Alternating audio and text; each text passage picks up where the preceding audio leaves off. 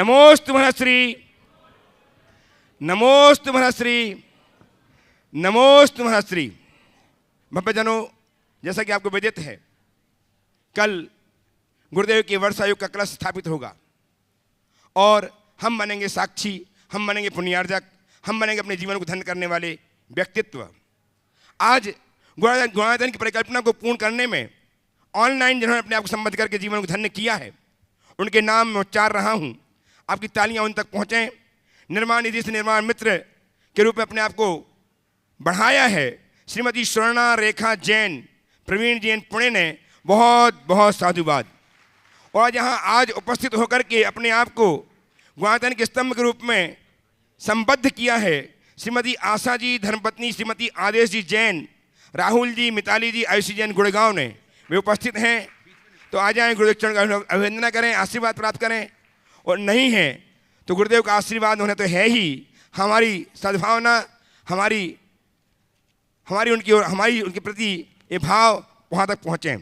आज गुणायतन में स्वर्ण कार्य के लिए श्री प्रकाश चंद जी, चंदा देवी सेठी, संजय जी, मनोज जी सेठी ने सोने का सिक्का लगभग 10 ग्राम का समर्पित किया है। बहुत बहुत साधुवाद। यदि उपस्थित हो अपने स्थान में खड़े होकर के आशीर्वाद प्राप्त करें। कैलाश नगर दिल्ली से मंजू जी जैन, अजय जी जैन, पंकज जी, सरधाना वालों ने गुणायतन के लिए चांदी की झारी, जो लगभग 500 ग्राम की, जैसी हमारे यहाँ झारियाँ हैं वैसी, ठीक वैसी झारी रत्नाम से बनवा करके उन्होंने प्रदान की है। यदि उपस्थित हैं तो अपने स्थान में खड़े हों, आशीर्वाद प्राप्त करें गुरुदेव से। बहुत बहुत साधुवाद। कल गुरुदेव के वर्षायुग कलश की स्थापना होनी है दोपहर 1:30 बजे से, और बहुत सारे लोगों ने ऑनलाइन और प्रत्यक्षतः उपस्थित होकर के उन कलशों को बुक करा करके अपने नाम करके अपने जीवन को धन्य किया है। गुणायतन के लिए एक अनुपम निधि समर्पित की है। उन सबका मैं वंदन करता हूँ, अभिनंदन करता हूँ, साधुवाद देता हूँ, उनके नाम उच्चार रहा हूँ। यदि उपस्थित हैं तो अपने स्थान में खड़े होकर आशीर्वाद प्राप्त करते जाएं। श्रीमान नाथूलाल जी, अशोक कुमार जी, संजय जी, वालेश जी, अनुराग जी सांवला, कोटा, इन्होंने एक सिद्धि कलश अपने नाम पर आरक्षित किया है। बहुत बहुत साधुवाद। क्यों लिख के भेजा?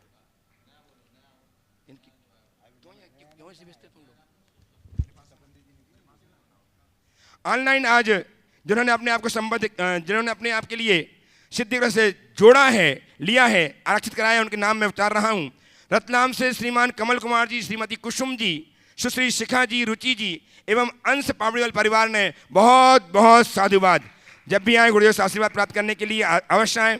ऑनलाइन लंदन से श्रीमान राजेश कुमार जी, श्रीमती मीता जी जैन, सुश्री अनन्या एवं अरहंत जैन, छतरपुर वाले, मध्य प्रदेश, इन्होंने अपने आप को लंदन से यह बुक कराया, कलश बुक कराया। बहुत बहुत साधुवाद। मलाड मुंबई से गुणायतन के ट्रस्टी श्रीमान भिंड निवासी, गोल श्रृंगार के नाम से प्रसिद्ध श्री सोनू मल्ले, श्री सोनू सोनल शौर्या अरहम जैन ने अपने आप के लिए एक कलश आरक्षित किया है। बहुत बहुत साधुवाद।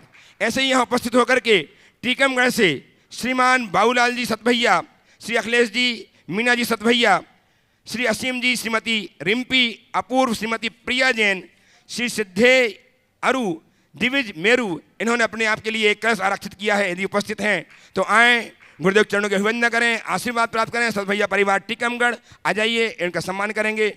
हमारे श्रीमान NC जैन साहब आ जाए, कोई भी, राकेश चंदावाला आगरा, इनका सम्मान करेंगे। और कोटा से निर्मल जी एवं राकेश जी चांदीवाला, ट्रस्टी गुणायतन रागा, इनका सम्मान करेंगे। आपकी तालियां लगातार बजते रहें। इनकी इस कार्य की अनुमोदना कीजिएगा, पुण्यार्जन कीजिएगा। कोटा से उपस्थित होकर के श्रीमान पद्मचंद जी, मीना जी जैन चूना वाले, इन्होंने भी अपने जीवन के संवर्धन के लिए, पुण्य को अर्जित करने के लिए एक कलश सिद्धि कलश आरक्षित किया है। उपस्थित हैं, आएँ, चरणों की अभिवंदना करें, गुरुदेव की आशीर्वाद प्राप्त करें और इनका सम्मान गुणायतन ट्रस्ट करेगा। आइए श्रीमान पद्मचंद जी, मीना जी जैन चूना वाले आ जाएं। रवि जी मड़वैया, श्रवण सक्षम गुणायतन भोपाल में आए सम्मान करने के लिए। अनुभव जी सराफ बेबी जहाँ प्रचार मंत्री गुणायतन सम्मान करने के लिए पहुँचे। श्रीमान पद्मचंद जी, मीना जी जैन चूना वाले, कोटा, जिन्होंने एक सिद्धि कलश आरक्षित किया है अपने लिए। और आज शाकुन दीदी की प्रेरणा से, ब्रती बहन शकुन दीदी की प्रेरणा से श्रीमान, उनकी बहन श्रीमान आनंद जी, प्रकाश जी जैन, इंदू जैन, सुरभि, पूर्वी, पलाश एवं अमित जैन अशोकनगर, इन्होंने एक सिद्धि कलश आरक्षित किया है और शकुन दीदियों का सम्मान करेंगे। वे आए, गुरुचरण का अभिवंदन करें, आशीर्वाद प्राप्त करें। वे नहीं है तो शकुन दीदी जाए, उनकी जगह वे जाएं और सम्मान स्वीकार करके प्रेरणा बने। चंद्रकला जी, संध्या जी उनका सम्मान करेंगी। बहन शकुन दीदी क्या सम्मान करेंगी, उनकी बहन को सम्मान स्वीकार करेंगी।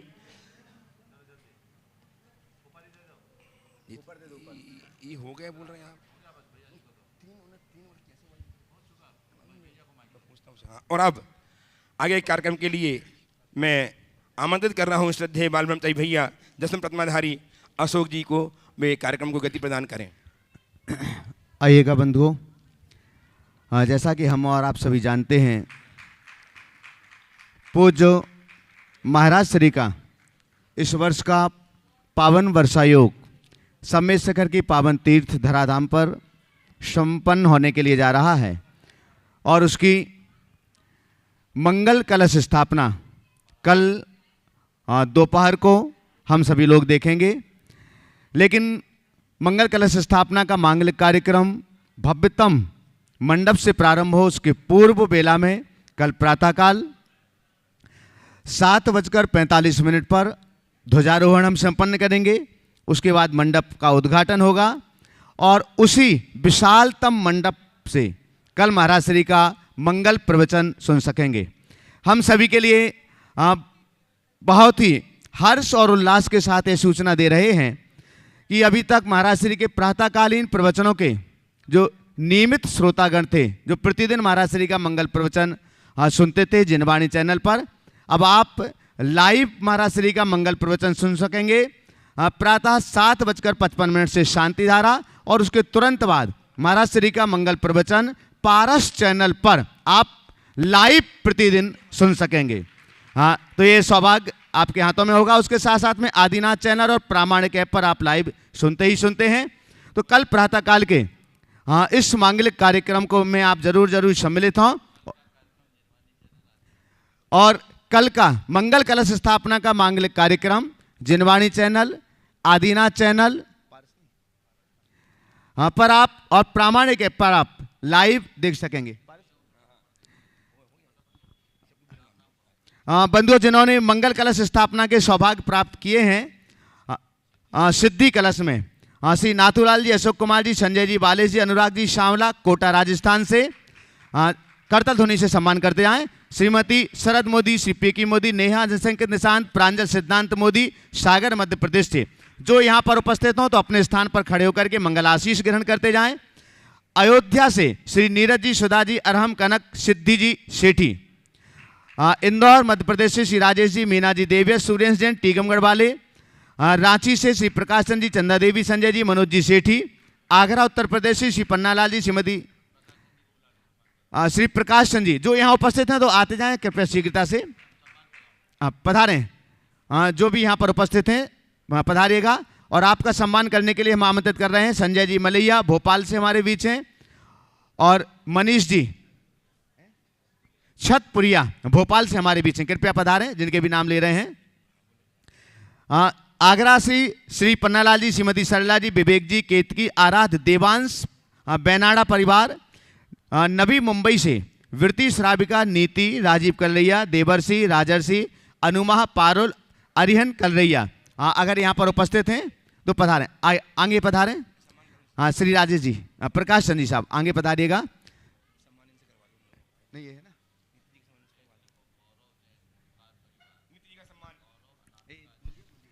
नीति जी का सम्मान करेंगी ब्रह्मचारी बेटी बहन शकुन दीदी एवं चंद्रकला जी पाटनी।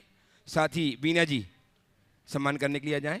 ऊपर ही दे दो, सम्मान सामग्री दो वहाँ दो। जिनके भी हम नाम ले रहे हैं थोड़ा सा आपकी ताली लगातार बजती रहे। ऐसे क्षण हैं जबकि हम तालियां बजा करके पुण्यार्जन कर सकते हैं। हाँ, श्री मधुबन से श्री मनीष जैन, अमित जैन, जैन टेंट वाले अगर उपस्थित हों तो पधारें। श्री पदम चंद जी जैन चूना वाले कोटा राजस्थान से। श्री सुरेंद्र जी जैन अजमेर, इन्होंने ऑनलाइन सिद्धि कलश बुक किया हुआ है, जोरदार करतल ध्वनि से उनका सम्मान करें। श्रीमती अंजू जैन, श्री गोपाल लाल शिमला जैन अंजू जैन कोटा से, जिन्होंने सिद्धि कलश लिया हुआ है। एक सिद्धि कलश का सौभाग्य प्राप्त किया है गौरव अनामिका जैन, उपकार सागर। अच्छा आई नहीं अभी, चलेगा। बंधुओं, आगे के सम्मान की श्रृंखला को हम थोड़ा सा शंका समाधान के सत्र में बीच में हम लेंगे। प्रथम प्रश्न के लिए हम आमंत्रित कर रहे हैं श्री पारस जी चौबटिया। श्रीमान पारस जी चौबटिया अपने परिवार के साथ मंच पर मंचासीन हो। बेंगलोर से उनके मित्र उनके साथ हैं, वे भी आ जाएं। और विनोद अर्चना जैन सिंगापुर, वे भी आ जाएं, मंचासीन हो। विनोद जी, अर्चना जी सिंगापुर, चलेगा। पारस जी प्रथम प्रश्न के लिए हम आमंत्रित कर रहे हैं श्री संजय जी, बबीता जी बैनाडा, श्री आदित्य जी बैनाडा, श्रोमणी संरक्षक गुणायतन कोलकाता से। जल्दी माइक बजे।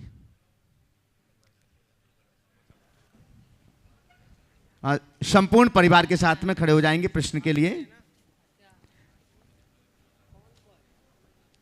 चलेगा, कोई बात नहीं है। आप पहले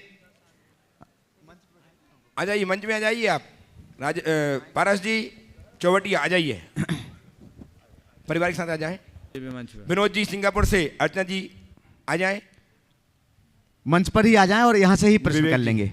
मंच पर पधारें, तब तक वहां दे दें, चलेगा। संजय जी, बबीता जी बैनाडा, श्रोमणी संरक्षक गुणायतन कोलकाता से। इसके बाद में तैयार रहेंगे विनोद जी, अर्चना जी जैन सिंगापुर। नमोस्तु गुरुदेव, नमोस्तु गुरुदेव, नमोस्तु गुरुदेव। गुरुदेव, आज के जनरेशन और हम सभी एज ग्रुप के लोगों में एक प्रॉब्लम है, हम अननेसेसरी बातों को बहुत इम्पोर्टेंस दे देते हैं, जिससे हमें पता है कि हमारा पीस ऑफ माइंड और मेंटल हेल्थ बहुत इफ़ेक्ट हो रहा है। तो इस सिचुएशन में सब कुछ जान समझ के मेडिटेशन करने के बाद भी हम इसको कमांड और कंट्रोल क्यों नहीं कर पाते, अननेसेसरी थिंग्स को सोच। देखिए, जो अननेसेसरी करेगा उसका रिजल्ट भी अननेसेसरी होगा। मैं तो हमेशा कहता हूँ, फालतू बात, फालतू काम, फालतू विचार जो करेगा उसका जीवन भी फालतू हो जाएगा। इसलिए इसको फालतू कामों से अपने आप को दूर रखें, होने ही न दें। अपने जीवन में उन्हें ही स्थान दें जो प्रयोजनी है। प्रयोजनहीन बातों को अगर हम अपने जीवन में स्थान देंगे तो वह हमारे जीवन के लिए कभी भी अर्थपूर्ण नहीं होगा। इसलिए हमें सब प्रयोजनी बातों में ही अपना ध्यान देना चाहिए। आपने पूछा है कि ऐसी अननेसेसरी बातों से अपने चित्त को कैसे हटाएं। उसके लिए व्यक्ति को नियमित भावना योग करना चाहिए और एक बात अपने मन मस्तिष्क में अंकित करे, बार बार दोहराए, मुझे वही करना है जो काम का है, मुझे वही करना है जो काम का है। यदि ये बात दोहराते जाएं तो हमारे काम बहुत अच्छे हों। नमस्ते गुरुदेव। अगले प्रश्न के लिए श्री विनोद जी, अर्चना जी जैन, श्रोमणी संरक्षक गुणायतन सिंगापुर से हमारे बीच हैं। एक बार जोरदार करता ध्वनि से वर्षायोग के मुख्य मंगल कलश को स्थापित करने के भी सौभाग्यशाली पुण्यशाली हैं। सर्वार्थामृत सिद्धि जो कलश है, मुख्य कलश है। अपना प्रश्न रखें, आपके बाद में तैयार रहेंगे श्री पारस जी चौबटिया बेंगलोर से। नमस्ते महाराज जी, नमस्ते महाराज जी, नमस्ते महाराज जी।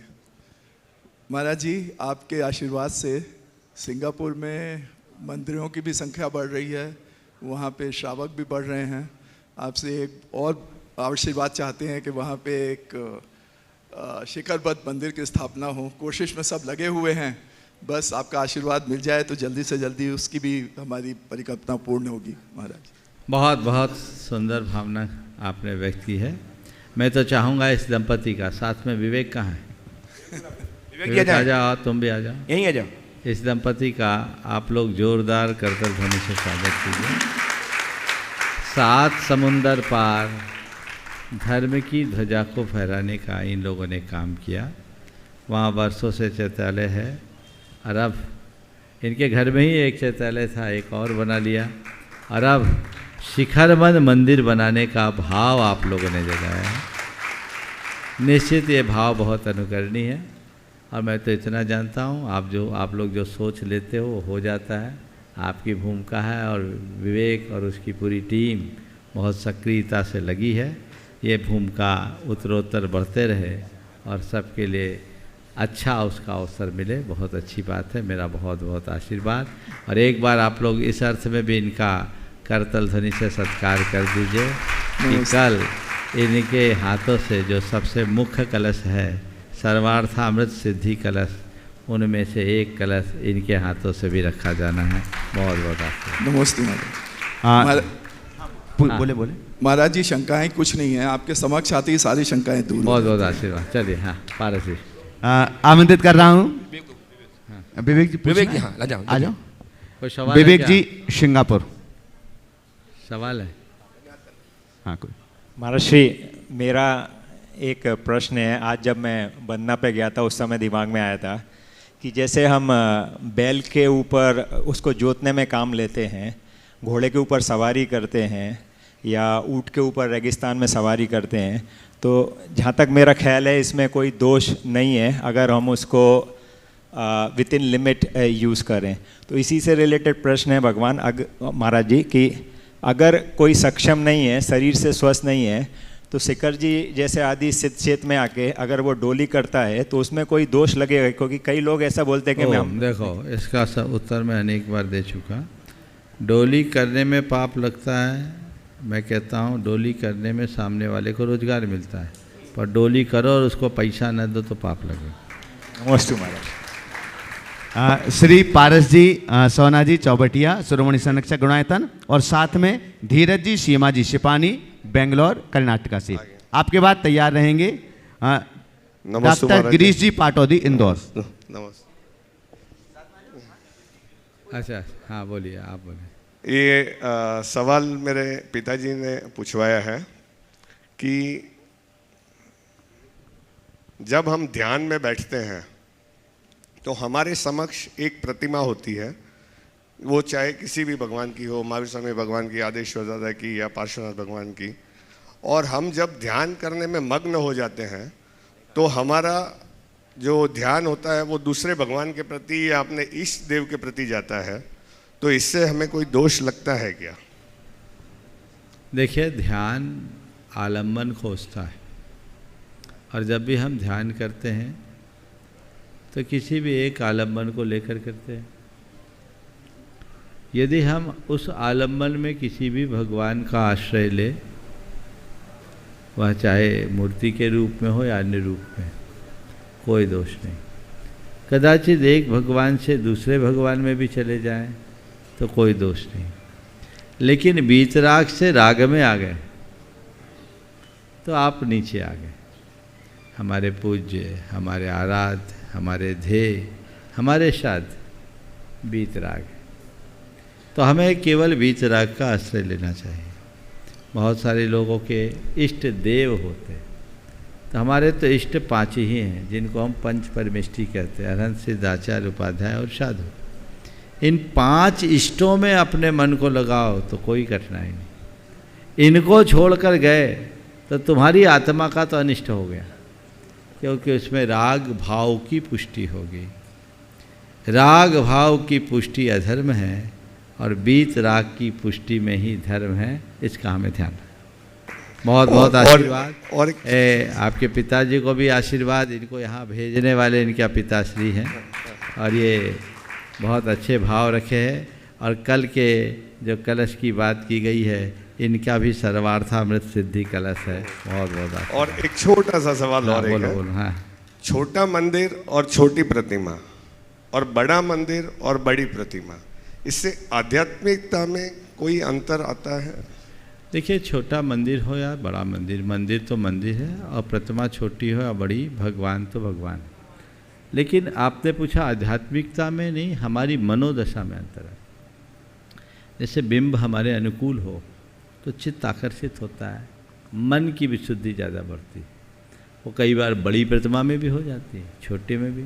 चंदा प्रभु भगवान को देख लो आप, बैठते हैं तो लोग एकदम यंत्रवत कीलित जैसे हो जाते हैं, तो कोई बहुत बड़ा बिंब तो नहीं है। तो वो अपना आकर्षण है, जिसकी संरचना, जिसका आकार और फिर उसकी प्रतिष्ठा में अपनाई गई विशुद्धि जितनी प्रबल होती है, हमारी भावदशा उतनी होती है। तो बड़े बिंब होते हैं, अच्छे से अगर उसकी स्थापना होती है, हमारे भावों में कई बार आकर्षण हो जाता है। तो मन पर बाहर की चीज़ों का प्रभाव बहुत गहरा पड़ता है, इसलिए ऐसा बहुत। हाँ, डॉक्टर गिरीश जी पाटौदी, इंदौर। आपके बाद तैयार रहेंगे श्रीमान अनिल जी तसला जी जैन बरेली यूपी शिरोमणि संरक्षक गुणायतन। परम पूज्य गुरुद्वय के चरणों में नेमीनगर जैन कॉलोनी इंदौर, पाटोदी परिवार इंदौर और राहुल जी सेठी की ओर से त्रिवार नमोस्तु नमोस्तु नमोस्तु गुरुदेव। गुरुदेव, एक छोटा सा प्रश्न है, शंका समाधान है कि इस पंचम काल में मोक्ष नहीं होता है, जबकि इसी पंचम काल में हम मानव संयमी होते हैं, इतना धर्म करते हैं, व्रत करते हैं, उपवास करते हैं, विधान करते हैं, अभिषेक करते हैं, शांति धारा करते हैं, वो सब कार्य करते हैं जो एक श्रावक को करना चाहिए। उसके पश्चात भी गुरुदेव इस पंचम काल के अंदर मोक्ष क्यों नहीं होता है हम मानव समाज को? किसने बोला मोक्ष नहीं होता? ऐसा कहा जाता है, सुना है गुरुदेव ऐसा। आज भी मुक्ति है, अभी भी मुक्ति है। चाहिए? बोलो। आप दे दो तो चलेगी गुरुदेव। किसी के देने से अगर मोक्ष मिला होता तो संसार अभी तक तो मुक्त हो गया हो। किसी के देने से मोक्ष नहीं होता, स्वयं के पुरुषार्थ से मोक्ष होगा। अपने प्रबल पुरुषार्थ से ही आप मुक्ति को प्राप्त करेंगे। तो मुक्ति चाहिए तो अपना पुरुषार्थ कीजिए। अभी मुक्ति है, बताऊं? दोषों से मुक्ति, दुर्गुणों से मुक्ति, दुर्बलताओं से मुक्ति और दुखों से मुक्ति आज भी है। नमस्ते गुरुदेव। और ये मुक्ति मिलेगी केवल उसको जो धर्म को धारेगा, जो मोक्ष मार्ग को अंगीकार करेगा, वो अपने दोषों से मुक्ति पाएगा, वो अपने दुर्गुणों से मुक्त होगा, वो अपने दुर्बलताओं से मुक्त होगा, और जो दोष दुर्गुण और दुर्बलताओं से मुक्त होगा वो दुखों से भी मुक्त हो जाएगा। यही तो हमारी मुक्ति का आधार है। तो हमें उस रूप में उसे देखना चाहिए और जीवन के क्रम को आगे बढ़ाना चाहिए। नमस्ते गुरुदेव। नमस्ते गुरुदेव। श्रीमान अनिल जी तसला जी जैन बरेली उत्तर प्रदेश से गुणायतन के शिरोमणि संरक्षक। और आपके बाद में तैयार रहेंगे श्री बीरेंद्र जी संगीता जी छाबड़ा बेंगलोर निवासी कोडरमा गुणायतन ट्रस्टी। दोनों महाराज जी को हमारा बारंबार नमोस्तु नमोस्तु नमोस्तु। समस्त बरेली जैन समाज का बारंबार नमोस्तु नमोस्तु नमोस्तु। महाराज जी, मैं जो ये प्रश्न पूछ रही हूँ ये सभी श्रावकों का हो सकता है। हमारा अगला जन्म सुगति में हो, जैन कुल मिले, श्रावक कुल मिले, इसके लिए हमें क्या क्या करना चाहिए? और अगले जन्म में निश्चित ही हम भी आत्म कल्याण के मार्ग पर अग्रसर हो सकें, ऐसा क्या पुण्य संचय करें महाराज जी कि हमारा भी उद्धार हो जाए, अगले जन्म में हम भी चारित्र को धारण कर सकें? वर्तमान में अगर हमने जैन धर्म का ठीक रीति से पालन कर लिया और सम्यक दर्शन को पा लिया तो निश्चित अगले भाव में जैन कुल ही नहीं मिलेगा। हम जैन तो बनेंगे, जिन बनने का भी सौभाग्य प्राप्त कर सकेंगे। तो जैन बनना कोई बहुत बड़ी बात नहीं है। जैन तो हम अनंतों बार बन चुके हैं और बन सकते हैं, लेकिन जैन बन करके जिन्होंने जैनत्व को आत्मसात कर लिया वो जिन बन जाएगा। तो जैन तो हम आज बन गए, जन्म से जैन बने, कर्मना जैन बने, जिससे आगे चलकर जिन भी बना जा सके। तो आज प्रत्येक व्यक्ति से मैं कहूँगा जिन्हें जैन धर्म का बोध मिला है, जिन्हें जैन कुल में जन्म लेने का सौभाग्य मिला है, इसके गौरव और गरिमा को पहचाने और विशुद्ध रीत्या जैनत्व का अनुपालन करे। आज जैन बने हो, कल जिन बनने में अपना स्थान पाओगे। चलिए। श्री बीरेंद्र जी संगीता जी छाबड़ा बेंगलोर निवासी कोडरमा से गुणायतन ट्रस्टी। और आगे तैयार रहेंगे श्री अतुल जी, शीतल जी, निहाल जी, वंदना जी लागानी परिवार बक्सरा गुजरात से शिरोमणि संरक्षक गुणायतन और मुख्य कलश पुण्यार्जक। दोनों गुरुवर के चरणों में बारंबार नमस्तु, मेरे पूरे परिवार की तरफ से नमस्तु। महाराज श्री गुरुवर के आगे भी सागर लगा है और सागर भी सागर ही है, दोनों की गहराई बहुत है। हाँ। तो सागर की गहराई में जाने से आदमी डूब जाता है, गुरुवर की गहराई में जाने से आदमी तर जाता है। तो ऐसा क्या करें कि गुरुवर की गहराई को पा सकें? गुरुवर की गहराई में तो आप पा सकें तो क्या करें? तो गुरुवर की गहराई को पहचान तो लो पहले, तब तो पाओगे, और उसमें उतरो तो सही। ध्यान रखना, गुरु के सानिध्य में दो तरह के लोग होते हैं। एक वे जो केवल भौतिक रूप से गुरु का सानिध्य पाते हैं, दूसरे वे जो भावनात्मक रूप से गुरु शरण में आते हैं। भौतिक रूप से गुरु का सानिध्य पाने वाले तो बहुत लोग हैं, समझ गए, पर कोई ज़रूरी नहीं कि उनके जीवन में परिवर्तन आए। आपसे ज़्यादा निकट तो वे लोग होते हैं जो यहाँ की व्यवस्थाएं करते हैं। अगर उनके अंदर श्रद्धा और भावना है तो बदल भी सकते हैं, और यदि वो उसे अपना केवल पेशा मान करके चले तो जहाँ के तहाँ रहेंगे। ये भौतिक सानिध्य का उदाहरण है। ऐसा केवल वे ही लोग नहीं, बहुत सारे सामाजिक कार्यकर्ता भी होते हैं, समाज के मुखिया और पंच होते हैं, संस्थाओं के प्रमुख होते हैं। वो कोई भी गुरु आते हैं तो उनके सानिध्य में उनकी सुव्यवस्था करना उनकी जिम्मेदारी होती है, जिसे वे निभाते भी हैं। तो उसको निभाने का प्रयास करते हैं, निभाते हैं, लेकिन उनका अंतरंग कितना जुड़ता है ये कोई सुनिश्चित रूप से कहा नहीं जा सकता। पर बहुत से ऐसे लोग हैं जो भले कम निकट हों पर भावों से सन्निकट हों, उनके जीवन में बहुत बड़ा बदलाव आता है। तो मैं ये कहूँगा, गुरु का सानिध्य मत पाओ, गुरु की शरण में आ जाओ। सानिध्य भौतिक मिलता है और शरण भावनात्मक होता है। टटोल कर देखो कि मैंने अब तक गुरु का सानिध्य पाया है या गुरु की शरण पाई है। शरण पाओगे तभी उद्धार होगा। नमस्ते गुरु। श्री अतुल जी, शीतल जी, निहाल जी, बन्ना जी, लागानी परिवार, शिरोमणि संरक्षक गुणायतन और बंधु, हम आपके लिए बतला दें, कल के मंगल कलश स्थापना के प्रथम मुख्य सर्वार्थ अमृत सिद्धि कलश मुख्य कलश रखने का सौभाग्य भी आप प्राप्त कर रहे हैं। जोरदार करतल ध्वनि से उनका सम्मान करें और आगे तैयार रहेंगे श्री विनोद जी, कमलेश जी, आशीष जी जैन, देहरादून, शिरोमणि संरक्षक गुणायतन। गुरुदेव के चरणों में हम सबका भावपूर्वक त्रिबार नमोस्तु नमोस्तु नमोस्तु। गुरुदेव, कल आत्मा के ऊपर आपने प्रवचन दिया था और कहा था कि आत्मा को जानो और उनको ही स्वीकारो, आत्मा ही तत्व है। तो हम हर रोज़ भावना में, ये तो भावना तो भाते हैं कि मैं आत्मा हूँ, मैं ये दृढ़ स्वीकारती भी हूँ कि मैं आत्मा हूँ। पर गुरुदेव, क्या होता है कि अनुकूलता में तो आत्मा का ध्यान फिर भी हो जाता है, लेकिन अगर थोड़ी सी भी प्रतिकूलता आती है तो तब पता चलता है कि हम आत्मा के साथ साथ शरीर भी है। गुरुदेव, तो ये प्रतिकूलताओं में हम आत्मा को कैसे आत्मसात करें? बहुत अच्छी बात है।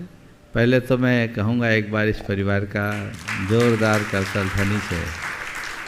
आप सब इस परिवार से भली भांति परिचित हैं और ऐसी भावना हर परिवार की होनी चाहिए। आपको बताऊं, जैसे ही यहाँ के चातुर्मास की तिथि घोषित हुई, इनका मैसेज आया कि गुरुदेव से मेरी तरफ से ये निवेदन पहुँचा दो कि मुझे चातुर्मास का पहला कलश रखना, कहना रखना, आगे पीछे कुछ नहीं। और ये आज ही नहीं, पिछले अनेक वर्षों से ऐसा करते आ रहे हैं और हर कार्य में पहला भाव रखते हैं। तो वाकई में धार्मिक कार्यों में पहले मैं का जो भाव रखता है वह दिन दुनी रात चौगनी वृद्धि करते रहता है। और ये लोग कहते हैं, महाराज हमारा क्या है, अगर है तो जो सद्वय हो जाए वही हमारा है। सोच केवल ऐसी होनी चाहिए। पूरे परिवार को बहुत बहुत आशीर्वाद। आपका सवाल है कि दुख के क्षणों में हमारा ध्यान आत्मा से हटकर शरीर की ओर चला जाता है, तो इसके लिए क्या करें? इस बीमारी का पता अंदाज आचार्य कुंद को आज से 2000 साल पहले लग गया। उनको पता था कि सुख में तो आत्म ध्यान हो जाएगा, दुख में नहीं होगा। तो उन्होंने एक उपाय बताया और कहा, देख भाई, अदुख भाविदम नानम दूहे जादे विनस्सति। अदुख भाविदम नानम दूहे जादे विनस्सति, तम्हा जहा बलम जोई भाव दुखस भावना। हे योगी, बिना दुख से पाया हुआ ज्ञान दुख आने पर विनष्ट हो जाता है। यानी सुखपूर्वक पाया गया ज्ञान दुख आने पर विनष्ट हो जाता है। इसलिए हे योगी, जब तक तुम्हारे पास बल है, सत्व है, शक्ति है, दुख की भावना भाव, तो दुखों को सहने की ताकत अपने अंदर विकसित करो। अगर प्रतिकूलताओं में अपने आप को स्थिर रखना है तो अनुकूल परिस्थितियों में भी प्रतिकूलताओं को सहने का अभ्यास करो।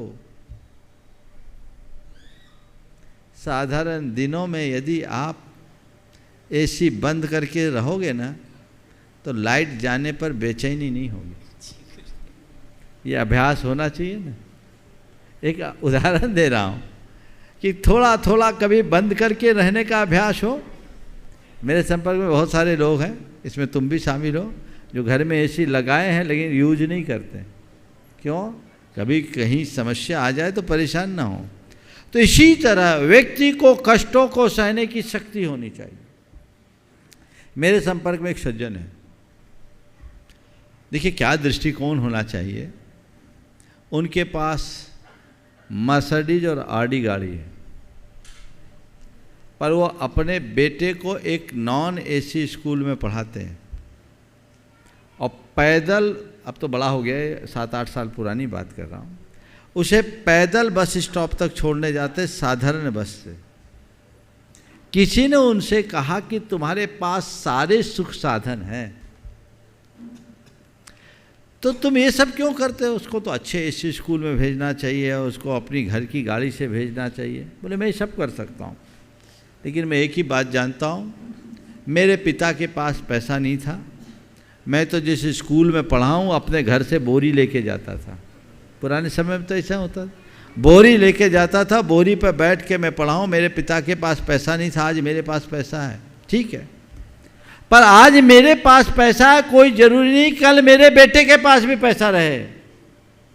तो मैं नहीं चाहता कि कल यदि बेटे को किसी प्रकार का अभाव हो तो वो परेशान हो जाए। इसलिए अभी से वो कष्ट सहे, ऐसी सामर्थ्य उसके अंदर विकसित करना चाहता हूँ। यही आध्यात्मिक दृष्टि है। व्रत उपवास क्यों करते हैं? खाने को नहीं मिलता इसलिए क्या? बोलो, व्रत उपवास क्यों किया जाता है? खाने का अभाव इसलिए नहीं, खाने के लिए मेरे पास पर्याप्त साधन है, फिर भी मुझे खाने के त्याग का एहसास करना है कि उसका प्रभाव क्या होता है, इसलिए व्रत उपवास किया जाता है। तो ऐसी दृष्टि अपने अंदर विकसित कीजिए। बहुत अच्छा सवाल आपने किया है कि हम कोई भी हो, कैसी भी स्थिति हो, सुख के क्षणों में दुख को सहने का अभ्यास करें। गुरुदेव, छोटी सी बात इससे रिलेटेड और प्रश्न है, मैं पूछो। गुरुदेव, आप हमेशा कहते हैं कि जैसे हमें दूध को तपाना है तो भगोनी को तपाना पड़ेगा, तो हमें आत्मा को अगर तपाना है तो शरीर को कष्ट देना पड़ेगा। तो गुरुदेव, जब दूध का उफान आ जाता है तो हम गैस बंद कर देते हैं, तो आत्मा में मतलब उफान आया, हमें कितना तप करना चाहिए, ये हम कैसे निश्चित करें? बहुत अच्छा है। इसके लिए भी हमारे यहाँ एक सूत्र दिया, तदव्रतमाचरितव्यम यत्र न संशय तुलाम आरोहति शरीर मनसी। उसी व्रत का आचरण करना चाहिए जिससे शरीर और मन दोलायमान ना हो, शरीर और मन में स्थिरता हो, ऐसा व्रताचरण करें। तो वैसा व्रताचरण करना चाहिए और उसी दिशा में रखना चाहिए। दिख रहा है, तन को साधें, जबरदस्ती खींचतान न करें। अभ्यास से हमारी सब प्रकार की शारीरिक और मानसिक आवश्यकताएं भी कम होती है, जो हमें अंदर से मजबूत बनाती है। नमस्ते गुरुदेव। श्री विनोद जी, कमलेश जी, आशीष जी देहरादून से, शिरोमणि संरक्षक गुणायतन। और बंधुओं, हम आपके लिए बतला दें, आशीष जी गुणायतन के प्रोजेक्ट डायरेक्टर भी हैं, परियोजना निदेशक भी हैं। तो एक बार जोरदार करताल ध्वनि से हम उनका सम्मान करें। और साथ में इनका वर्षायोग स्थापना का सर्वार्थ सिद्धि कलश भी स्थापित करने का सौभाग्य प्राप्त कर रहे हैं। आपके बाद तैयार रहेंगे श्री अनुभव जी सर्राफ, प्रचार मंत्री गुणायतन और ट्रस्टी। साथ में श्री राजेश जी मड़वैया, शिरोमणि संरक्षक गुणायतन भोपाल, और भोपाल का पूरा ग्रुप। हाँ चलिए। नमोस्तु महाराज जी, नमोस्तु। मेरे माता पिता की तरफ से आपके चरणों में बार बार नमोस्तु। किसी कारणवश नहीं आ पाए, बट उनका मन यही है। चलो, बहुत मेरा सवाल तो महाराज जी अभी आपने उत्तर दे दिया, वो पहला ही जो अभी से पहले उन्होंने पूछा था कि मन को कैसे निर्मल रखा जाए जब कभी परेशानी हो, तो आप तो अभी बता ही रहे। बहुत बहुत बढ़िया। एक बार जोरदार करताल ध्वनि से आशीष भाई का भी स्वागत कर दे। ये बड़ा उत्साही युवा, आप देखो देहरादून जैसे इतने दूर पे रह करके भी यहाँ के पूरे प्रोजेक्ट को संभालने के लिए बार बार आते हैं। इनका बहुत बड़ा योगदान है। मुकेश भाई के बाद पूरा दारो मदार आशीष ने संभाला है। बहुत बहुत आशीर्वाद। चलिए। श्री अनुभव जी सर्राफ, प्रचार मंत्री गुणायतन और ट्रस्टी भी भोपाल से हैं। साथ में श्री राजेश जी मड़वैया, शिरोमणि संरक्षक गुणायतन भोपाल, और उनके सभी राजेश भारी राजेश जी भारिल, हाँ भोपाल से, और आप वर्षायोग का मंगल कलश स्थापित करने का भी पावन सौभाग्य प्राप्त करें एक बार जोरदार करता ध्वनि से। और साथ में राजेश जी भारिल गुणायतन के शिरोमणि संरक्षक भी हैं, अपना प्रश्न रख रहे हैं। महाराज श्री चरणों में नमोस्तु वंदन पूरे परिवार की ओर से, पूरी भोपाल समाज की ओर से। महाराज श्री एक मेरा व्यक्तिगत क्वेश्चन भी है और एक अच्छा भी लगता है पूछने में आपसे ये कि महाराज श्री कभी व्यक्तिगत अपनों से ही कभी विरोधाभास हो जाता है और अपन को लगता है कि मैं सही हूँ और सामने वाले को लगता है मैं सही हूँ, और इस स्थिति में वो मानता नहीं कि मैं सही हूँ, मैं मानता नहीं कि मैं नहीं हूँ सही, तो व्यक्तिगत बहुत सारी चीज़ें बिगड़ती जाती हैं और उसको बनाने में ना वो पॉजिटिव हो पाते हैं ना मैं पॉजिटिव हो पाता हूँ, और नेगेटिव होके चीज़ें बहुत अलग शेप में पहुंच जाती हैं। उस समय क्रोध की सीमा बहुत अपर होती है, उस समय हम अपने क्रोध को कैसे निर्धारित करके संयम में लाएं और सामने वाला ये एहसास समझे। ये व्यक्तिगत हम सब में भी होता है, मगर मेरे साथ ऐसी स्थिति बहुत बनती है, उस समय मैं क्या करूं? आप इसका पूर्णतः अच्छे से समाधान करिए गुरुदेव। पूर्णतः अच्छे से समाधान, मैं कभी खराब समाधान भी करता हूं। महाराज श्री मैं नहीं कहता, मगर मुझे ऐसा लगता है मुझे ज़रूरत ज़्यादा है। हाँ मतलब समझ रहे, तुम्हारा इशारा ये निपटाइए मत। अब मैं भी कह देता हूँ, कभी कभी मैं निपटा भी देता हूँ, जी गुरु, है ना। लेकिन देखो बात जो है, तुमने एक कहा कि मुझे लगता है मैं सही हूँ और सामने वाले को लगता है मैं सही हूँ, और जब दोनों तरफ से ये रहेगा कि मैं ही सही हूँ तो ये तो होगा ही। मैं तो एक ही बात कहता हूँ, कोई व्यक्ति सड़ा अनाज खाएगा और पेट न गड़बड़ा, ये संभव है क्या? फूड पॉइजन तो होगा ना। जिसकी एकांतिक आग्रहपूर्ण सोच होगी वो जीवन भर दुखी होगा। मैं सही हूं उसमें उतनी बुराई नहीं, पर मैं ही सही हूं इस सोच से बुरी कोई सोच नहीं। थोड़ा अनेकांतवाद को साथ लेकर चलो। हमारा अनेकांतवाद क्या कहता है? मैं ही नहीं तुम भी, ही में झगड़ा है, भी में समन्वय। अगर मुझे लग रहा है कि वो मेरे अनुकूल नहीं चल रहा है तो मैं थोड़ा सा अपना मन बदलने की सामर्थ्य बना लूं कि चलो हो सकता है वो कह रहा वो सही, मैं उसकी जैसे देख लो। गांधी जी ने एक बार बहुत अच्छी बात कही कि अब मैं अपने विरोधियों का भी सम्मान करने लगा। अब मैं अपने विरोधियों का भी सम्मान करने लगा हूं, क्योंकि मुझे उनकी आंखों से देखने की दृष्टि आ गई, क्योंकि मुझ में उनकी आंखों से देखने की दृष्टि आ गई है। जब ऐसा लगता है कि मैं सही हूं और उसको लगता है मैं सही हूं, तो ईगो की लड़ाई।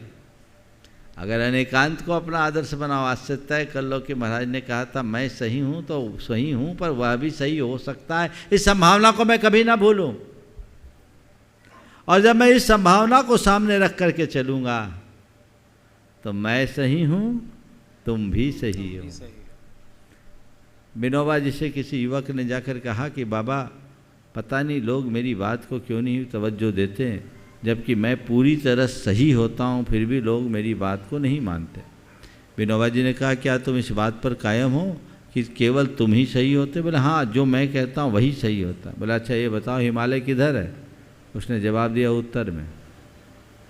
पूछा हिमालय किधर है? जवाब दिया उत्तर में। उन्होंने पुनः पूछा यदि यही प्रश्न किसी चीन के व्यक्ति से पूछा जाए तो क्या जवाब होगा? दक्षिण में। तो विनोबा ने बोला बोल तू ही सही कैसे है, तू भी सही है वह भी सही है। ये दृष्टि जगाओ, आज से सूत्र अपना लो। अपना लिया गुरु, समझ गए? तो अपना जीवन धन्य होगा। मैं चाहूँगा भोपाल की इस युवा टीम का आप लोग एक बार जोरदार करतल ध्वनि से स्वागत करें।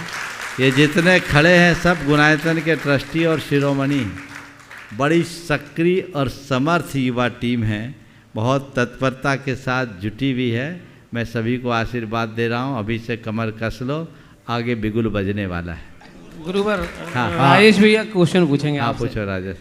गुरुदेव, संपूर्ण नेहरू नगर कोटरा जैन समाज की ओर से आपके चरणों में त्रैवार नमोस्तु। गुरुवर, मेरा प्रश्न है कि वर्षा काल का चतुर्मास का कल स्थापना कलश स्थापित होने जा रहा है और सभी संतों का ये परम दिन होता है।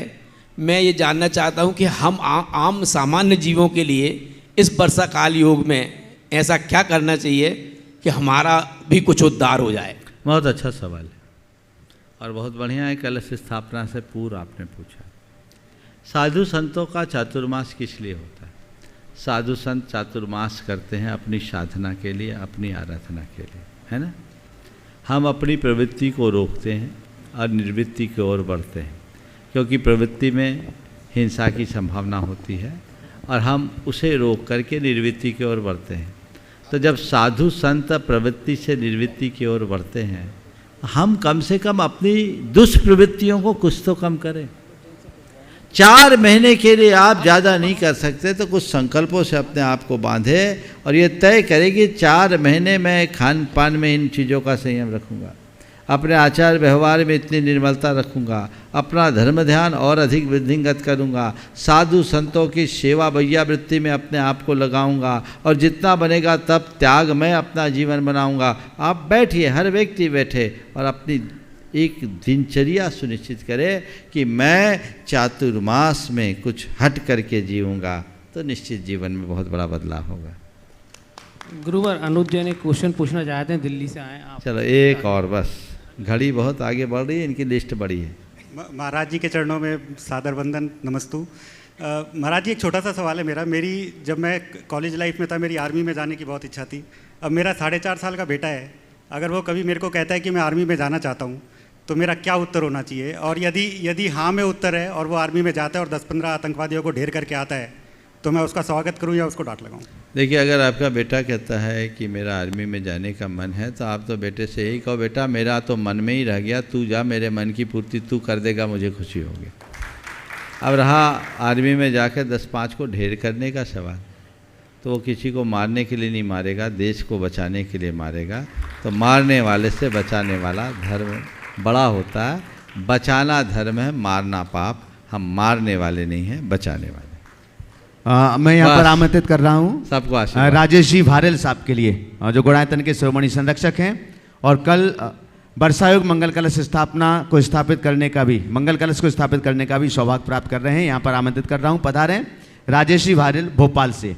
और आपके सम्मान के लिए हम यहाँ पर आमंत्रित कर रहे हैं अरुण जी गंगवाल, कमल जी पाटौदी रांची से और मनोज जी कन्नौज से। पधारिएगा। मनोज जी कन्नौज गुणायतन ट्रस्टी हैं और साथ ही वर्षायोग मंगल कलश को भी स्थापित करने का सौभाग्य प्राप्त कर रहे हैं। पधारें। अरुण जी कमल जी पाटौदी, वो भी आ रांची से। सीखता कीजिए। तब तक प्रश्न के लिए तैयार रहेंगे श्री कन्हैया लाल जी सेठी, शिरोमणि संरक्षक, महामंत्री गुणायतन औरंगाबाद से। श्री कमल जी, कन्हैया लाल जी सेठी, आपकी तालियां बजती रहेंगी सम्मान में।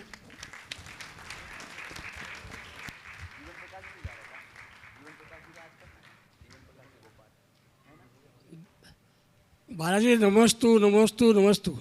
महाराज जी, जिंदगी में एक बात होता है कि तय कुछ भी नहीं, फिर भी जब तय कुछ भी नहीं है तो मनुष्य इतनी अपादावी क्यों करता है? नहीं है तो इतनी आपाधापी क्यों? यही तो सबसे बड़ी विडम्बना है कि ये पता है कुछ भी नहीं है, फिर भी समझ में नहीं आता कुछ भी नहीं है। जिस दिन अंदर से समझ में आ जाएगा, सारी आपाधापी खत्म हो जाएगी। बहुत बढ़िया, चलिए। आमंत्रित कर रहा हूँ गौरव जी, अनामिका जी। प्रश्न भी करेंगे। हाँ, कोई बात नहीं, प्रश्न भी करने के लिए। हाँ, सम्मान करो। हाँ, साथ में एक साथ ही खड़े हो आप। मम्मी इधर बैठी हैं, पापा जी इधर बैठे हैं, बेटा उधर है, तो यहीं पर खड़े हो जाएं सब एक साथ में। उपकार एजेंसी सागर से। और आगे रानू भी पहुंच जाए, रानू जी मंडला से, वो भी पहुंच जाए साथ में। चलो। हाँ, और आपके लिए बतला दें, कल जो कार्यक्रम आप देखेंगे विशालतम पांडाल में जाकर के, तो हम तो अभी जब आ रहे थे तब देखने गए तो हमने कहा कि ये तो बिल्कुल राजमहल जैसा बना दिया। तो बोले कल महाराज जी ने गुणायतन की थीम दिखाई थी, तो हमने सोचा कि जब थीम इतनी अच्छी है तो मंच भी उसके अनुसार होना चाहिए। तो एक बार आप जोरदार करता ध्वनि से गौरव भाई का, क्योंकि पूरी मंच की डिजाइन उन्होंने ही की है। कल आप वहां पर देखेंगे उनके मन की सोच। आगे तैयार रहेंगे श्रीमान अनिल जी अमिता जी, श्रोमणी संरक्षक गुणायतन। रानू जी मंडा, हाँ पूछो। रानू जी पूछें, प्रश्न करिए। हाँ, सिद्धि कलश भी स्थापित करने का सौभाग्य प्राप्त किया है और आपके जब तक वो प्रश्न भी करेंगे तब तक सम्मान करने के लिए आ जाएंगे जेके जैन नोएडा से और पूरनमल जी सेठी रांची से। आइए सवाल करिए जल्दी से। दोनों महाराज श्री के चरणों में बारंबार बारंबार नमोस्तु नमोस्तु नमोस्तु महाराज श्री। मैं ये पूछना चाह रही थी कि यदि जब हमारी मन स्थिति ठीक ना हो, बहुत उदास या परेशान है, उस समय में किसी से सलाह लेना कहाँ तक उचित है, और जबकि हमें ये यकीन ना हो कि वो सलाह देने वाले हमें सही सलाह दे पाएंगे या नहीं।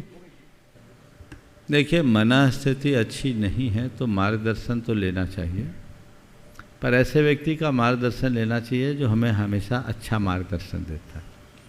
अगर गलत मन स्थिति में हम अविश्वास, जिस व्यक्ति पर पूरी तरह विश्वास न किया जाए, ऐसे व्यक्ति के संपर्क में आएंगे तो कई बार उल्टे परिणाम आ सकते हैं। तो सही व्यक्ति के पास जाएं, सही परामर्श दें, और यदि ये सब संभव नहीं है तो गुरुओं को याद करें, उनके संदेशों को याद करें, अपने मन को अपने माध्यम से मार्गदर्शन दें, जिससे हम सब कुछ प्रशस्त कर सकें। सही की पहचान, सही व्यक्ति की वो अनुभव से होता है। चलिए चलेगा, सम्मान करने के लिए आ जाएं जेके जैन नोएडा से और पूरनमल जी सेठी रांची से। वहीं करो, वहीं पकड़ो। हाँ, प्रश्न के लिए तैयार रहेंगे श्रीमान अनिल जी अमिता जी, श्रोमणी संरक्षक गुणायतन, दुर्गापुर, पश्चिम बंगाल से। बढ़ाओ जल्दी जल्दी।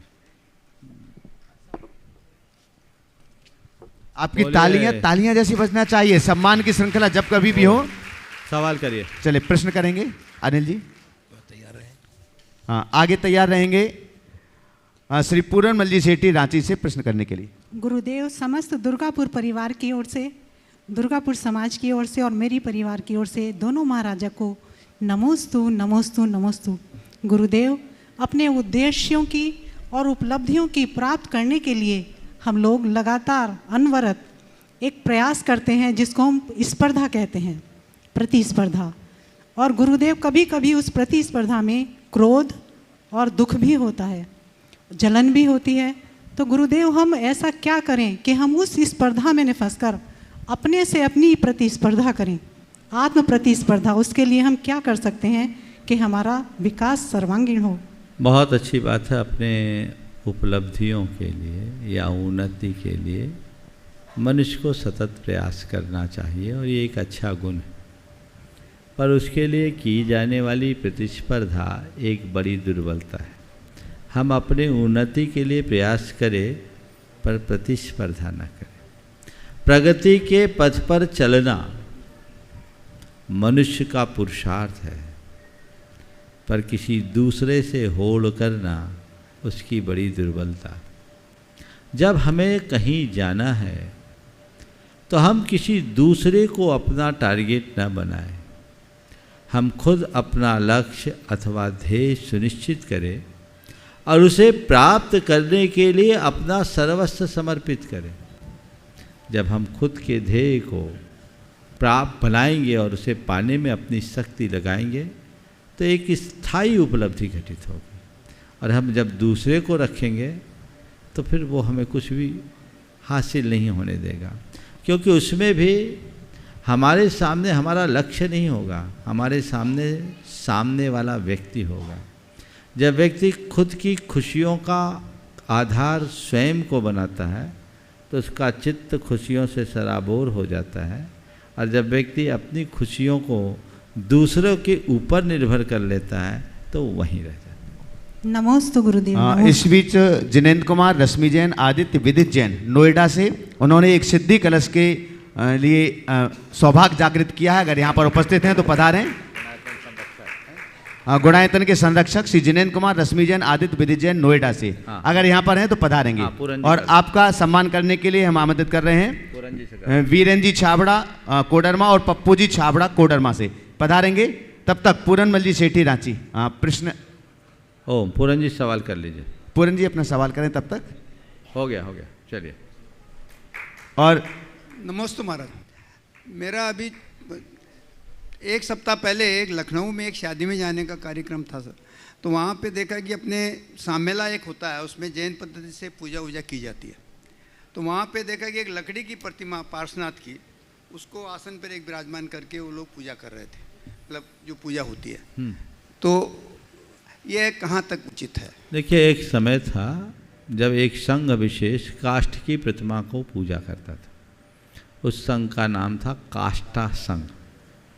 काष्ठा संघ को मूल संघ से बहिर्भूत माना गया और उसे जैनाभाषी संघ निरूपित किया गया।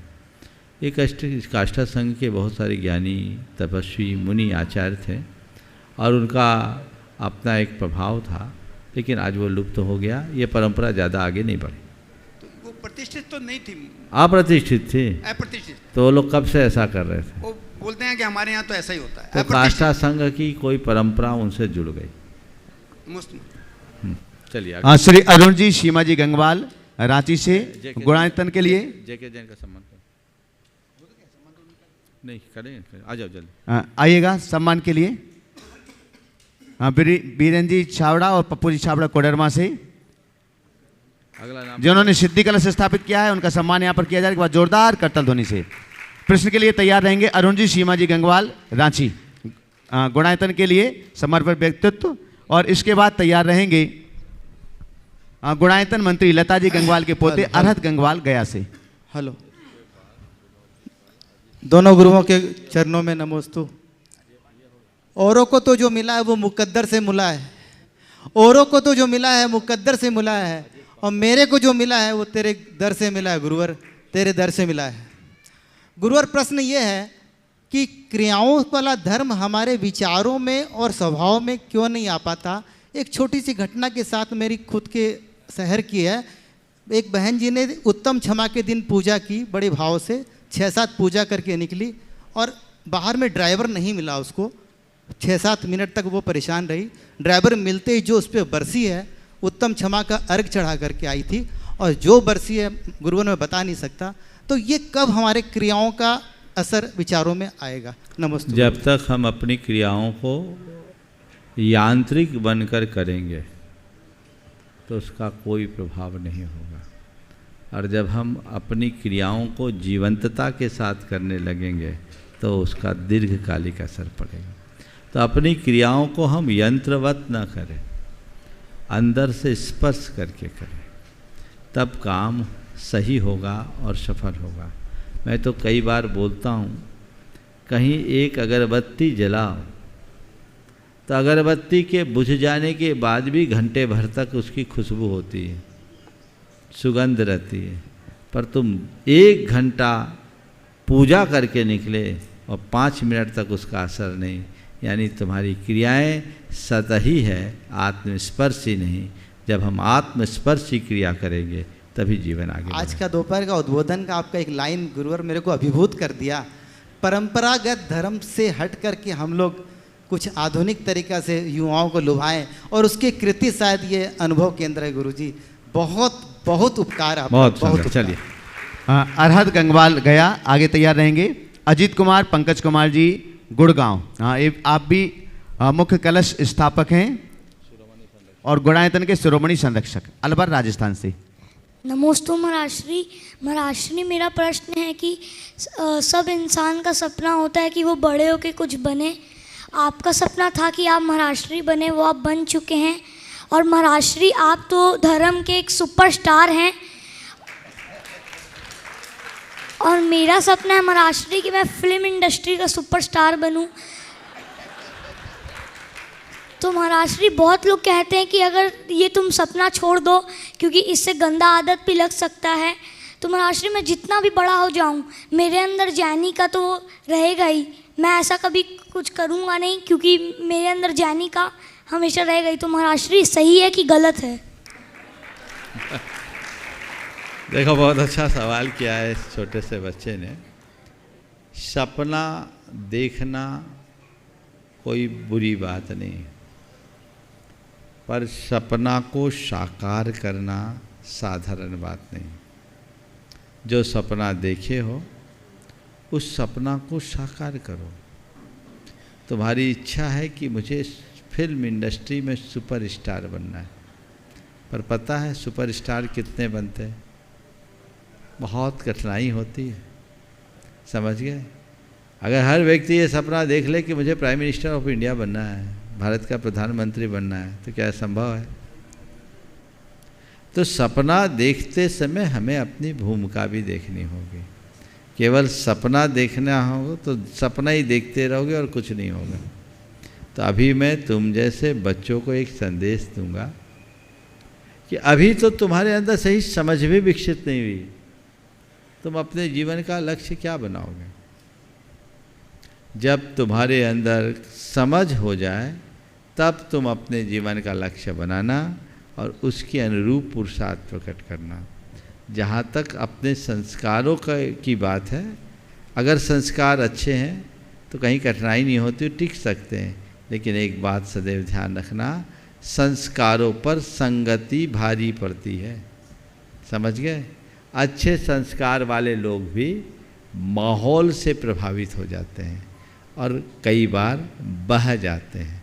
इसलिए अपने आप को पहले मजबूत बनाओ, फिर उस दिशा में सोचो। नमस्ते महाराज। श्री अजित कुमार जी, पंकज कुमार जी, गुड़गांव, शिरोमणि संरक्षक गुणायतन और मुख्य कलश पुण्यार्जक स्थापित करने के लिए और अनुपस्थित है। चलिएगा। अजित जी पांड्या कुचामन से हमारे बीच हैं और संगीतकार हैं, गायक हैं और साथ में लेखक भी हैं, गानों को स्वयं लिखते भी हैं। और कल आप इनकी आवाज़ कल के कार्यक्रम में, मंगल कलश स्थापना के कार्यक्रम में सुन सकेंगे। भैया अपनी बात रखें बंधुओं, एक बार हम पुनः आपके लिए बतला दें, देश और दुनिया में जो भी श्रद्धालु अपने घर बैठ करके टीवी चैनल के सामने, पारस चैनल, आदिनाथ चैनल और प्रामाणिक ऐप के माध्यम से शंका समाधान के इस मौलिक कार्यक्रम को देख रहे हैं, एक बार पुनः आपको सूचित करते हैं कि लगभग मुख्य कलशों के पुण्यार्जक हो चुके हैं, उसमें से 2, 3, 4 कलश मुख्य शेष रह गए हैं। अगर आप भी सौभाग्य को जागृत करना चाहते हैं तो आप अभी भी गुणायतन कार्यालय में संपर्क करके मुख्य कलश स्थापना का सौभाग्य प्राप्त कर सकते हैं। साथ ही साथ सिद्धि कलश के लिए सुनिश्चित राशि है 1,31,000 रुपये की, उसमें भी आप अपने नाम गुणायतन कार्यालय में दे सकते हैं ताकि आप यहाँ नहीं पधार पाए तो भी आपके परिवार की ओर से सिद्धि कलश की स्थापना या मुख्य कलश की स्थापना यहाँ पर की जा सके। साथ ही साथ कल प्रातःकाल ठीक 7:45 पर हम चातुर्मास के जहाँ पर संपूर्ण कार्यक्रम संपन्न होना है, बृहद कार्यक्रम, मुख्य कार्यक्रम जहाँ पर संपन्न होना है, उस पंडाल के समक्ष ध्वजारोहण की मांगलिक क्रिया को संपन्न करेंगे। मंडप का उद्घाटन होगा और प्रातःकालीन प्रवचन की कल प्रातःकाल का प्रवचन उसी स्थान से हम सभी लोग सुन सकेंगे। साथ ही खुशखबरी आप सबके लिए है, जो भी अभी तक जनवाणी चैनल पर महाराज श्री का प्रतिदिन लाइव प्रवचन सुनते थे, अब आप कल से पारस चैनल पर प्रातः 7:55 से लेकर 8:50 तक लाइव प्रवचन सुन सकेंगे और साथ ही साथ गुणायतन की शांति धारा भी 7:55 से आप देख सकेंगे। इन सभी कार्यक्रमों का सौभाग्य आप अपने घर बैठ करके लें और साथ ही साथ गुणायतन से जुड़ने के लिए भी आप अपनी चंचला लक्ष्मी का सदुपयोग करें। अजित जी पांड्या कुचामन, इसके बाद तैयार रहेंगे नीति जी कलरैया मुंबई। दोनों महाराज जी के चरणों में बारंबार नमोस्तु। महाराज जी, मेरी शुरू से इच्छा थी कि मैं अपनी वाणी द्वारा जिन शासन की प्रभावना करूं, भजनों द्वारा, और आपके आशीर्वाद से ये सब संभव हुआ। आज आपके आशीर्वाद से ही मुझे हर जगह मंच मिला। तो महाराज जी, एक भजन गायक को किस तरह का आचरण रखना चाहिए और किस तरह का स्वाध्याय करना चाहिए कि वो जिन धर्म की अच्छे से अच्छे प्रभावना कर सके? देखिए, भजन गायन करना अच्छी बात है, ये भगवान की भक्ति है और भक्ति भाव से भजन गाओ, इसे अपना पेशा बनाकर मत जियो। ये सोचो कि मेरा ये सौभाग्य है कि मैं भगवान की भक्ति कर रहा हूँ, करा रहा हूँ। और ऐसे लोगों को सहयोग भी देना चाहिए, उन्हें पूर्ण वृत्ति देनी चाहिए ताकि उनका काम भी अच्छे से चल सके। लेकिन जो इस क्षेत्र में है, अगर पैसों को लेकर खींचातानी करते हैं तो उनका पुण्य सुनिश्चित तौर पर प्रभावित होगा, क्योंकि उसने भगवान की भक्ति को अपना व्यापार बना दिया। वो एक पेशेवर व्यक्ति के रूप में जाना जाएगा, गिना जाएगा, वो भगवान का भक्त नहीं होगा। लेकिन ये भी बात सही है कि यदि कुछ लेगा देगा नहीं तो खाएगा क्या। और पहले से तय नहीं करते तो लोग देते भी नहीं। व्यवस्था ऐसी होनी चाहिए कि लोग बिना तय किए दे और अच्छा दे, और लेने वाले को भी ये होना चाहिए जो मिल जाए वही अच्छा। यदि ऐसा कर सके तो बहुत अच्छा है। उसकी भाव विशुद्धि होनी चाहिए, अंतरंग की भक्ति होना चाहिए, उसे ग्रंथों का स्वाध्याय भी होना चाहिए, और जो भी भजन गीत गाए वो मौलिक धुनों के साथ गाए, फिल्मी पैरोडी से बचे। अगर पैरोडियाँ बनाते हैं तो उसमें पुण्य की जगह पाप का भी बंद होता है। उससे बचकर और अपने आप को बचाकर चलने वाला इंसान बखूबी इनका परम पुण्य प्राप्त कर सकता है। नमस्ते महाराज जी। नीति जी कल रही अपना प्रश्न रखें, उसके पहले हम आमंत्रित कर रहे हैं गुणायतन की यशस्वी अध्यक्ष श्री विनोद जी काला। हाँ, पधारें मंच पर। अपनी बात करें। हाँ, हाँ, जब तक प्रश्न कर लो। आइएगा, आ जाइएगा शीघ्रता से। आज 15 मिनट बढ़ गया। बोलो। और आपके लिए बतला दें, आप निश्चिंत रहें, आज के शंका समाधान के सत्र को 15 मिनट बढ़ा दिया गया है, इसलिए पूरा कार्यक्रम अभी लाइव चल रहा है और आप इस कार्यक्रम का आनंद लीजिएगा। श्री विनोद जी काला गुणायतन के यशस्वी अध्यक्ष यहाँ पधार रहे हैं।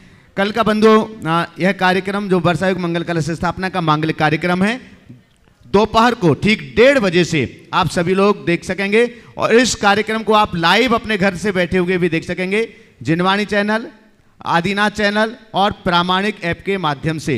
हाँ, अपने घर बैठे कल के वर्षायुक्त मंगल कलश स्थापना के मांगलिक कार्यक्रम को आप लाइव अपने घर पर बैठे हुए देख सकेंगे। मैं आमंत्रित कर रहा हूँ श्री विनोद जी काला, अध्यक्ष गुणायतन। मेरे अनंत उपकारी गुरुवर के चरणों में कोटिशः नमन।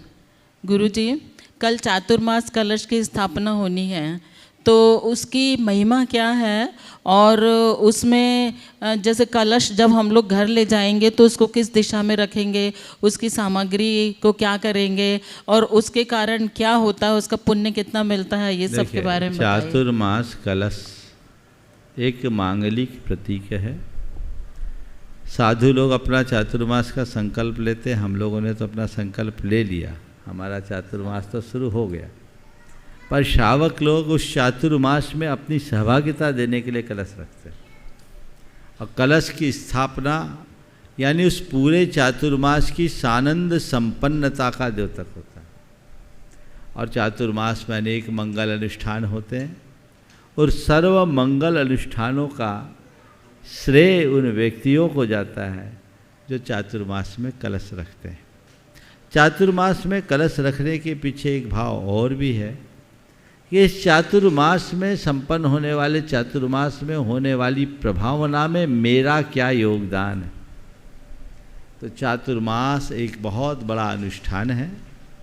साधु संतों और गुरुओं के लिए आप कुछ और तो दे नहीं सकते, तो उनके द्वारा किए जाने वाले धर्म प्रभावना में हम अपना जितना योगदान दे सके जिससे दूसरे लोगों को लाभ मिले, इस भाव से लोग कलश स्थापना के बहाने अपना उत्कृष्ट योगदान देते। ये इसकी परंपरा है। और वो चातुर्मास में सारे धार्मिक अनुष्ठान होते हैं, तो वो पूरा ऊर्जावान तो होता ही है। घर के एक अच्छे कक्ष में अगर किसी के घर में एकाध कलश ही है तो ईशान कोण में रखे।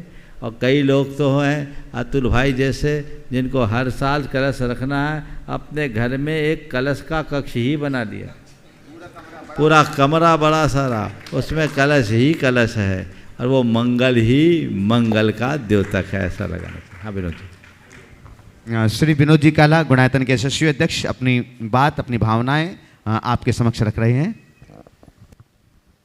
संत शिरोमणि आचार्य श्री विद्यासागर जी महाराज की, परम पूज्य मुनि श्री प्रमाण सागर जी महाराज की, परम पूज्य मुनि श्री अरय सागर जी महाराज की, परम हमारे सब संतों की, आचार्य संघ की जय। कल बहुत बड़ा दिन है हम सब के लिए।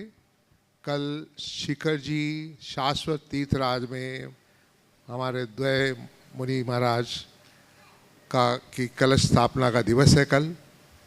और ये कलश कहाँ रखा जा रहा है? शाश्वत तीर्थराज शिखर जी में रखा जा रहा है। अभी थोड़ी देर पहले महाराज श्री ने बताया आप सबको कि कलश रखने की क्या क्या लाभ होते हैं, पर मैं ये कहना चाहूँगा कि कलश सब जगह रखे जा रहे हैं, सारे देश भर में रखे जा रहे हैं, पर ये शाश्वत तीर्थराज में जो कलश रखे जा रहे हैं इसकी तो अद्भुत ही महिमा है। जिस धरती का कण कण इतना पवित्र है, उस जगह का कलश जिसके समक्ष कितने सारे विधान या पूजन किए जाएंगे और डेली डेली वहाँ आपके उसमें कुछ न कुछ परमाणु जाएंगे उस कलशों में, वो कलश जब आपके घर जाता है तो कितना मंगलमय होता है, कितना मंगल होता है। तो मैं तो यही कहूँगा कि आप अभी भी कुछ कलश बाकी हैं जो टीवी पर भी देख रहे हैं इस प्रोग्राम को, या आप भी जो यहाँ पर प्रोग्राम देख रहे हैं, कुछ ऐसी चीज़ अपने घर ले जाइए ताकि ये घर का वातावरण मंगल मंगल मंगल हो जाए। और इस मंगल को करने का इतना आसान तरीका और कोई दूसरा तरीका मेरे को तो नहीं समझ में आता। तो आप महाराज श्री के सानिध्य में ये कलश रखे जाएंगे और सारी की सारी क्रियाएं इन कलशों के सामने होगी, तो आप इस मौके को चूकिएगा नहीं। आम कलश एक आप रकम को भूल जाइए, छोटा सा छोटा कलश 1,31,000 का भी है, पर कलश है, तो इसको चूकिएगा मत। अभी भी मन बना लीजिए, कारण अभी भी कुछ कलश बाकी हैं और इसका लाभ आपको उठाना ही है। आप समय शिखर जी में विराजमान हो और यहाँ आकर भी ये काम नहीं कर पाए तो मैं क्या कहूँ, मैं वो शब्द यूज़ नहीं करना चाहता आपके सामने। एनीवे, तो आप सबको कल प्रोग्राम में जैसे बताया है 9:15 बजे 8:15 बजे वहाँ आना है, वहाँ पर ध्वजारोहण का कार्यक्रम है और उसके बाद दोपहर में 1:30 बजे फिर वहाँ पहुँचना है। इस बार सारे कार्यक्रम अच्छे हो जाएं, हमारा गुणायतन का सारी तैयारियां हो जाएं, हम लोग जल्द से जल्द पंच कल्याण कर पाएँ, इसलिए कलश रखे जा रहे हैं निहारिका परिसर में। और इसका एक ही कारण है कि महाराज श्री चाहते हैं हम लोगों से, यही हम लोगों को प्रेशर है कि पंच कल्याण अगले साल किसी भी हालत में करना है, इसलिए जगह में कोई तकलीफ़ नहीं हो, इसलिए निहारिका में कलश रखे जा रहे हैं। पर टाइम का ध्यान रख के 7:45 बजे जरूर पहुंचना है सुबह में और 1:30 बजे पहुंचना है दोपहर में। जय जिनेंद्र। हाँ, देखिएगा बंधु, हम आपके लिए बतला दें, विनोद जी ने तो अपनी बात रखी ही। शाश्वत तीर्थराज में आप कलशों की स्थापना कर रहे हैं। कलश स्थापना तो आपका सौभाग्य है, लेकिन साथ ही साथ विश्व का एक अलौकिक जिनालय, विश्व का पहला जिनालय जो पंचायतन शैली में बनाया जा रहा है, उस जिनालय के निर्माण में आपकी संपूर्ण चंचला लक्ष्मी का सदुपयोग हो रहा है और होगा। और साथ ही साथ में विश्व की प्रथम राइज अनुभव केंद्र के रूप में जो आपने उसकी थोड़ी बहुत थीम देखी होगी यहाँ पर जो बन रही है, वह उसमें भी आपकी चंचला लक्ष्मी का सदुपयोग होगा। राष्ट्रीय दिगंबर जन युवा संघ के सभी कार्यकर्ताओं को आपकी जोरदार करतल ध्वनि के बीच भी अपने स्थान पर खड़े हों। राष्ट्रीय दिगंबर जन युवा संघ के सभी कार्यकर्ता जबलपुर से यहाँ पर हमारे बीच हैं। और प्रश्न है आप में से किसी का? हाँ, एक जन कोई भी ले लें और इसके बाद में तैयार रहेंगे। प्रमोद जी कक्का कटनी, बोले। मुनिश्री के चरणों में शत नमन। महाराज श्री महासंघ जबलपुर आदिनाथ समिति एवं सकल दिगंबर जैन समाज जबलपुर की ओर से मुनि परमान सागर जी महाराज को नमोस्तु नमोस्तु नमोस्तु। अरय सागर महाराज जी को नमोस्तु नमोस्तु नमोस्तु। महाराज श्री गुणायतन एक अद्भुत चीज़ है, विश्व का 8वां आश्चर्य है, तो हम लोग सभी जान रहे हैं। जो अकल्पनीय था उसको आप साकार करने जा रहे हैं। महाराज जी समय कम है, लेकिन मैं आपसे निवेदन करूंगा कि इसको निपटाइएगा नहीं, इसको थोड़ा सा डिटेल में बता दीजिएगा। महाराज जी, मेरा क्वेश्चन ये है कि गुणायतन के बारे में सभी जानते हैं बट पूर्णता नहीं जानते, यद्यपि मैं भी पूर्णता नहीं जानता हूँ, लेकिन महाराज श्री विषय में इतना पूछना चाहता हूँ कि आपके मन में यह आश्चर्यजनक चीज़ कैसे आई, कृपया बताएं। आज तो निपटाऊंगा ही तुम लोगों के पुण्य से। नहीं महाराज जी, थोड़ा सा डिटेल में बताइए। जब थोड़ा समय रहेगा तो पूरा बताऊंगा। इस प्रश्न को आज खड़ा रखो, कल इसको देखेंगे। आज ओवर समाप्त हो गया है। आज के सत्र को परम पूज्य गुरुदेव के चरणों में नमन अर्पित नमोस्तु महाराज जी, नमोस्तु यहीं पर विराम दे रहे हैं।